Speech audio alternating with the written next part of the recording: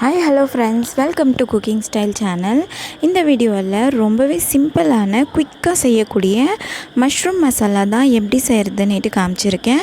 இந்த மெத்தட் வந்துட்டு ரொம்பவே ஈஸி. கண்டிப்பாக யார் வேணாலும் ட்ரை பண்ணி பார்க்கலாம். வீட்டில் இருக்கிற பொருட்களை வச்சு சூப்பரான ரெசிபி இது வந்துட்டு நீங்கள் சப்பாத்தி ரோட்டி எதுக்கும் வேணாலும் காம்பினேஷனாக சாப்பிட்லாம். அதோட சாதத்தோடையும் இது சூப்பர் காம்பினேஷனாக இருக்கும். ஸோ நீங்களும் இந்த ரெசிபியை ட்ரை பண்ணி பார்த்துட்டு இது உங்களுக்கு எப்படி வந்துச்சுன்னுட்டு என்னோட கமெண்ட்டில் ஷேர் பண்ணுங்கள். இப்போ இந்த சூப்பரான ரெசிபி எப்படி செய்கிறதுன்னு பார்க்கலாம். வாங்க வீடியோக்குள்ளே போகலாம். நான் வந்து 2 பேக்கெட் மஷ்ரூம், அதாவது 400 கிராம் மஷ்ரூம் எடுத்து 1க்கு 2 கட் பண்ணி இது போல் எடுத்து வச்சுன்னு இருக்கேன். இந்த பாருங்கள், இது மேலே இருக்கிற தோலெல்லாம் பிரிச்சிட்டோம்னா இந்த மாதிரி இருக்கும். இதை 1க்கு 2 கட் பண்ணிக்கினேன். அதே போல் 3 மீடியம் சைஸ் தக்காளியை கட் பண்ணின்னு இருக்கேன். 2 மீடியம் சைஸ் வெங்காயம் கட் பண்ணின்னு இருக்கேன். 1 டீஸ்பூன் சீரகம், 1 இன்ச் அளவுக்கு பட்டை, 2 லவங்கம், 2 ஏலக்காய் எடுத்துன்னு இருக்கேன். 1 டேபிள் ஸ்பூன் இஞ்சி பூண்டு பேஸ்ட் எடுத்துன்னு இருக்கேன்.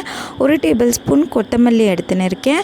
1/2 டீஸ்பூன் சீரகத்தூள், 1 டீஸ்பூன் கரம் மசாலா, ஒரு 1/2 டீஸ்பூன் அளவுக்கு மஞ்சள் தூள் எடுத்துன்னு இருக்கேன். 2 டீஸ்பூன் அளவுக்கு தனியாத்தூள், 1 டேபிள் ஸ்பூன் அளவுக்கு மிளகாய் தூள் எடுத்துன்னு இருக்கேன். அது கூடவே தேவையான அளவுக்கு உப்பு, தேவையான அளவுக்கு எண்ணெய். ஜஸ்ட் இந்த சிம்பிளான இன்க்ரீடியன்ஸ் தான் நம்மளுக்கு சூப்பரான மஷ்ரூம் மசாலா செய்கிறதுக்கு தேவைப்படுற பொருட்கள். அடுத்ததாக இப்போது ஒரு ஸ்டவ் ஆன் பண்ணிவிட்டு ஒரு கடாய் எடுத்துன்னு இருக்கேன். கடாய் காஞ்சதும் நம்ம எடுத்து வச்சிருந்த எண்ணெய் சேர்த்துடணும்.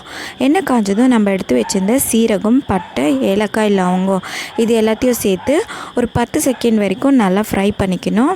இப்போ சீரகம் வெடிக்க ஆரம்பித்ததும் நம்ம சிறுக நறுக்கி வச்சுருக்கிற வெங்காயத்தை சேர்த்துக்கணும்.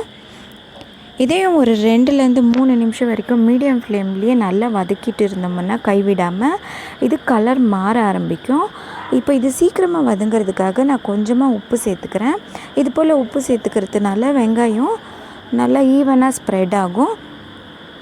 இப்போ இது ஒரு 5 நிமிஷம் வரைக்கும் நல்லா வதக்கிட்டோம்னா இது கலர் மாற ஆரம்பித்ததும் நம்ம எடுத்து வச்சுருந்த இஞ்சி பூண்டு பேஸ்ட்டை சேர்த்துக்கணும்.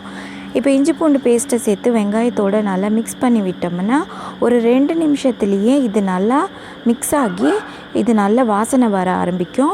இந்த ஸ்டேஜில் நம்ம எடுத்து வச்சுருந்த எல்லா பவுடரையும், அதாவது மஞ்சள் தூள், மிளகாய் தூள், தனியாத்தூள், சீரகத்தூள், கரம் மசாலா எல்லாத்தையும் கம்ப்ளீட்டாக சேர்த்துட்டு இதையும் ஒரு 30 செகண்ட் வரைக்கும் எண்ணெயில் வறுத்துக்கணும்.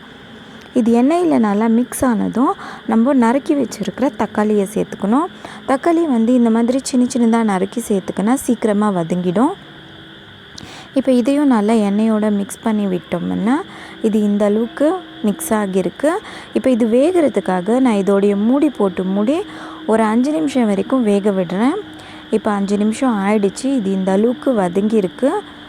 இப்போ இதை ஒரு தடவை மிக்ஸ் பண்ணி விட்டு இதெல்லாம் இது போல் கரண்டியில் நம்ம ஒரு தடவை மிக்ஸ் பண்ணிவிட்டு ஒரு 1/2 டம்ளர் அளவுக்கு தண்ணி சேர்த்துக்கலாம். அவ்வளோதான். நம்ம அதுக்கப்புறமா கிரேவிக்கு எந்த விதமான தண்ணியும் சேர்த்துக்க போகிறதில்ல. இப்போ இதெல்லாம் சேர்த்து வேகிறதுக்காக நான் மூடி இதை வேக விடுறேன். இப்போ அடுத்ததாக ஒரு 5 நிமிஷம் இது தண்ணியோட மிக்ஸ் ஆகி வெந்துச்சு. இது வெந்ததும் நம்ம இதை மிக்ஸ் பண்ணி விட்டுட்டு நம்ம கட் பண்ணி வச்சுருக்கிற மஷ்ரூமை சேர்த்துக்கணும்.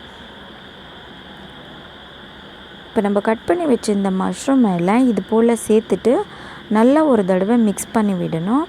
இது கம்ப்ளீட்டாக மசாலாவில் மிக்ஸ் ஆகுற வரைக்கும் நம்ம இதை மிக்ஸ் பண்ணி விடணும்.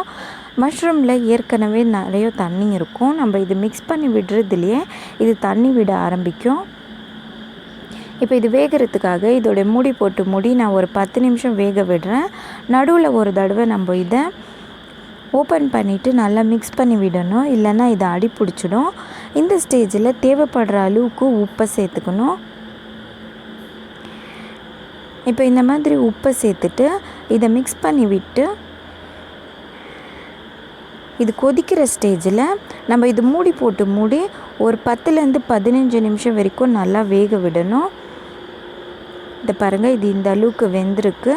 இப்போ இதை நான் ஒரு தடவை மிக்ஸ் பண்ணி விடுறேன். அடுத்ததாக மறுபடியும் இதை நம்ம மூடிடணும். இப்போ எனக்கு 10லேருந்து 15 நிமிஷம் ஆயிடுச்சு. இந்த அளவுக்கு இது கன்சிஸ்டன்சி வர்றதுக்கு. இப்போது கிரேவி கொஞ்சம் தண்ணியாட்டம் தான் இருக்குது. இது நல்லா நம்மளுக்கு திக்காக வரணும். அதனால் நான் ஃப்ளேம்லேயே இன்னும் ஒரு 10 நிமிஷம் வேக விடுறேன்.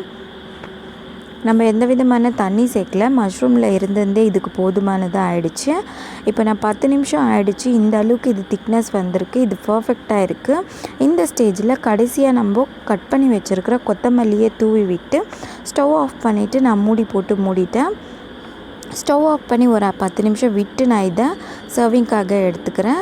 இது சுட சுட சர்வ் பண்ணுறதுக்கு ரொம்பவே நல்லாயிருக்கும். பார்க்குறதுக்கே தெரியுது எந்த அளவுக்கு நல்லா வந்திருக்குன்னுட்டு. அதே அளவுக்கு டேஸ்ட்டும் இது சூப்பராக இருக்கும். இது வந்துட்டு சப்பாத்திக்கு வந்துட்டு ரொம்பவே சூப்பர் காம்பினேஷனாக இருக்கும். இந்த ரெசிபிக்காகவே, இந்த டேஸ்ட்டுக்காகவே நீங்கள் அடிக்கடி இதை செய்ய ஆரம்பிக்குவீங்க.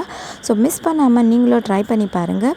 இந்த வீடியோ உங்களுக்கு பிடிச்சிருந்தா என்னுடைய வீடியோவை லைக் பண்ணுங்கள், உங்களுடைய ஃபேமிலி அண்ட் ஃப்ரெண்ட்ஸோடு ஷேர் பண்ணுங்கள். நீங்கள் இன்னும் என்னுடைய சேனலை சப்ஸ்கிரைப் பண்ணலைன்னா சப்ஸ்கிரைப் பண்ணிவிட்டு பக்கத்தில் இருக்கிற பெல் சிம்பலையும் ப்ரெஸ் பண்ணிவிடுங்க. நான் போடுற ஒவ்வொரு வீடியோவோட நோட்டிஃபிகேஷனும் உங்களுக்கு உடனே கிடைக்கும். ஸோ இந்த சூப்பரான ரெசிபி எப்படி வந்துச்சுன்னுட்டு மிஸ் பண்ணாமல் ட்ரை பண்ணிவிட்டு என்னோடய கமெண்ட்டில் ஷேர் பண்ணுங்கள். தேங்க்யூ ஸோ மச் ஃபார் வாட்சிங்.